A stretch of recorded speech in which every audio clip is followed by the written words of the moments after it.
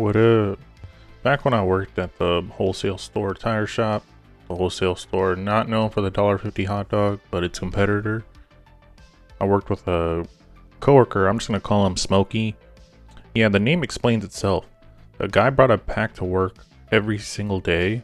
Smoke breaks on his scheduled breaks. Fine, no problem with that, but Smokey had a habit of just disappearing. Mid-shift, busy or not, he'd slip out without telling anyone.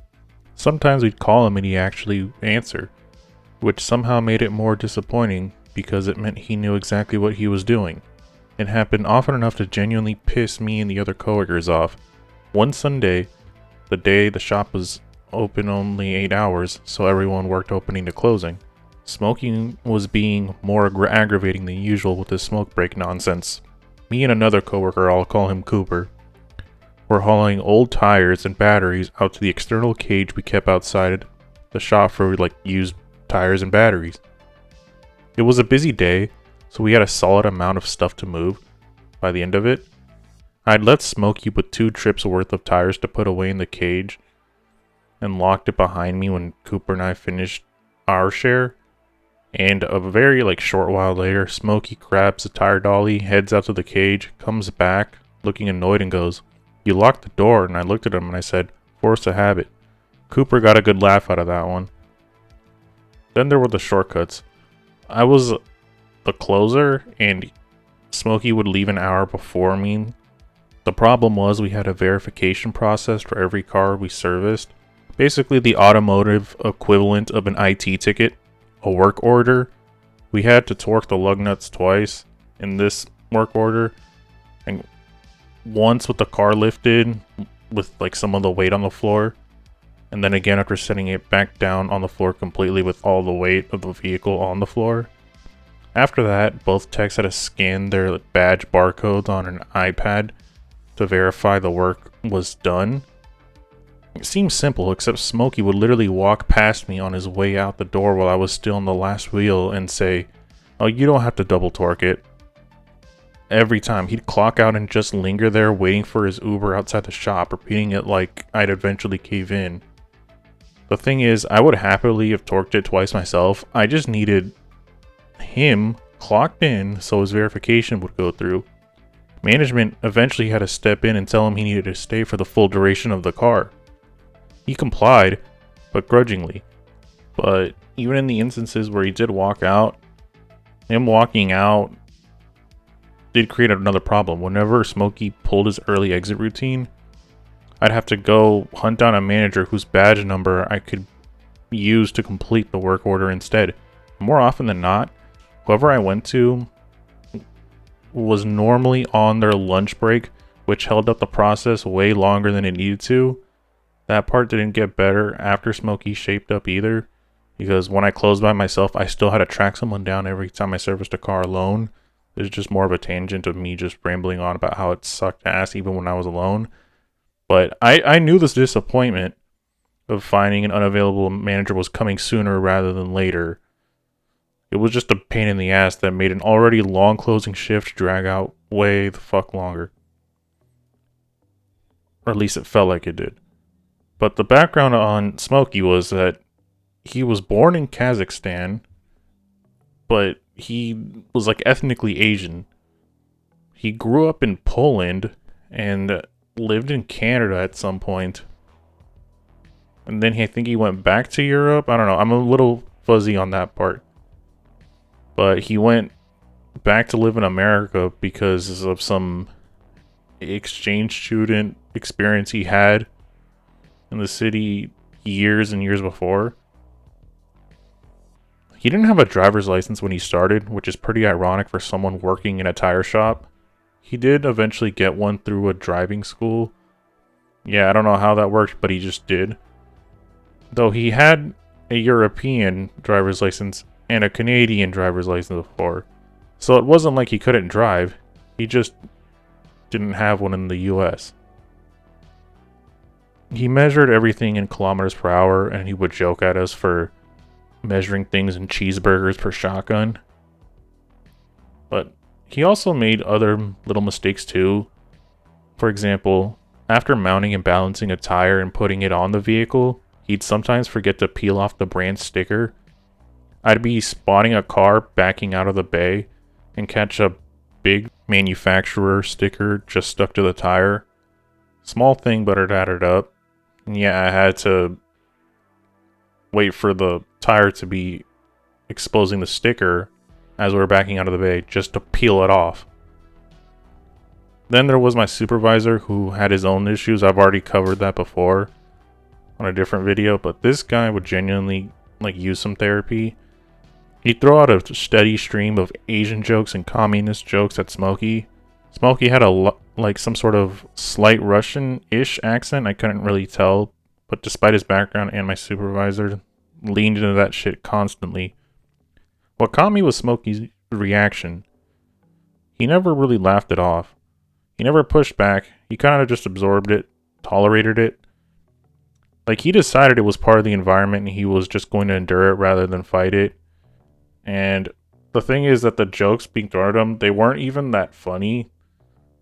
Like, there was no, I don't know, if you're going to insult someone, or I guess not insult, but I guess joke about it, at least like add seasoning to the jokes. It just got to the point where my supervisor were just like throwing shit out with no substance. I don't know. It was kind of uncomfortable to watch. And here's a kicker. The same supervisor that was on me about shit was also the same supervisor vaping inside the shop regularly. Him and his favorite coworker would just hit their nicotine vapes between cars serviced and occasionally step outside for a cigarette too.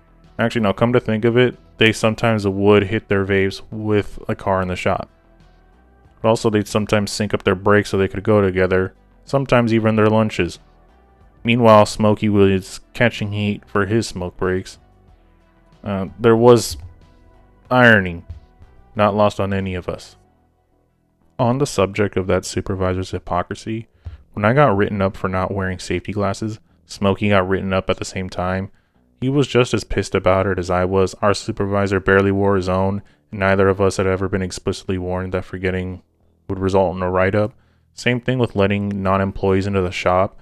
I'd seen my supervisor and his favorite coworker buddy do it, so I figured it was fine.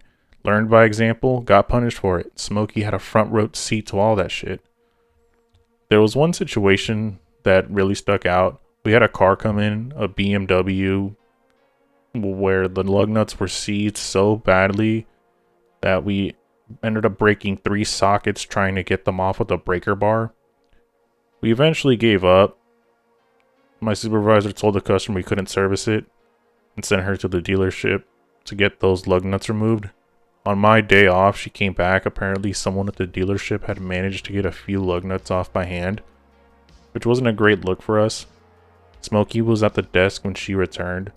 The way he told it, she came in hot and said that she couldn't depend on us. Though there was other coworkers who were there and said that she was actually pretty calm. I wasn't there, so I only know what each party told me. Either way, not a great moment for the shop. I torqued down the lug nuts one time, and Smokey didn't do it the other time. And they checked on camera for that, so that fell on Smokey. By the time we got between Christmas and New Year's, Smokey was done. He'd only started in September, barely a few months, and he was out. His plan, take a 1-month trucking course and do DoorDash in the meantime to cover rent. The DoorDash part where it gets weird. So a longtime coworker of the shop, a coworker of mine, like the same one that I referenced from the chain incident that got me written up, had somebody that he knew sell Smokey a car at like $500, a completely clapped out car that was going to be his DoorDash vehicle. He quit partly for opportunity and partly because he was fed up with the supervisor being on his ass. And honestly, some of that frustration was valid on my supervisor. Some of it wasn't. As for how he quit, he told me he was just going to stop showing up and at least shoot a text to the supervisor.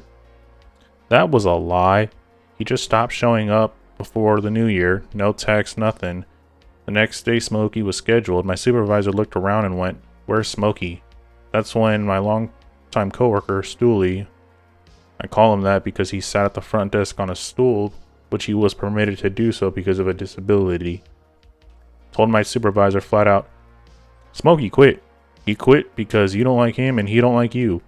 So on my next shift, my supervisor asked me, "Am I too mean?" Management got on me about my attitude after Smokey left.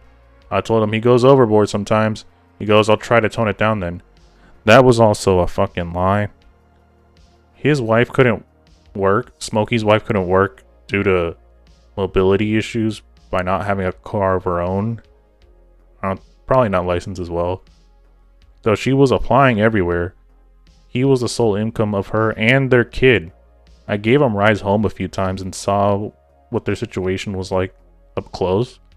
I even gave him some brake fluid I had sitting in my ex's mom's garage because he'd mentioned his brakes felt slow to respond. And I kept thinking about what could happen if that gave out with his family in the car. In a $500 beater.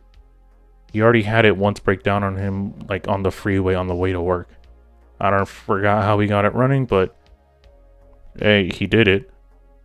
I've since moved back to my home state. Nearly a year passed, and out of nowhere he called asking if he could use me as a job reference. I said sure, the guy could work. He just needed to unlearn some bad habits and probably stick to focusing more on the actual work he's doing. The smoke break thing alone, near the end, he genuinely seemed surprised that we expected him to not disappear mid-shift. His reasoning was something like, "I just wanted to go relieve some stress," as if that was some obvious exception we'd all somehow overlooked. Was it a pain having him around? Often? Yeah. Was it a total loss? No. Just a weird chapter. I've got more coworker stories from different jobs. I'll save those for another time. Game is game has been your boy Bean Burrito. I upload regularly. Do what you want with that information. Don't work too hard. I'll try not to.